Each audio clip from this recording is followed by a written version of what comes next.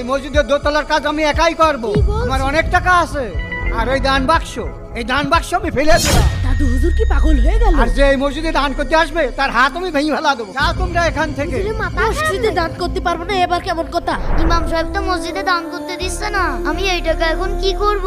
এক কাজ করি, এই টাকা দিয়ে ইট কিনে নিয়ে আসি আর এসে চুরি করে মসজিদে রেখে যাব। আঙ্কেল, কি রে? আমি এই 50 টাকার ইট কিনবো। দেখি 50 টাকায় কিন্তু দুটো ইট হবে। আচ্ছা তাই দিন। এনে ধর, যা 50 টাকা ইট কিনতে আইছে। এই তো সুযোগ, আশপাশে কাউকে দেখছি না। এই যে রাখলাম ইট, এখান থেকে তাড়াতাড়ি ভেগে যায়। এই যে 1000 টাকা। হুজুর, আমি 500 টাকা দিলাম। জাযাকাল্লাহ। আরে, এই দিন 20 টাকা। খুব ভালো। ইমাম সাহেব দাঁড়ান।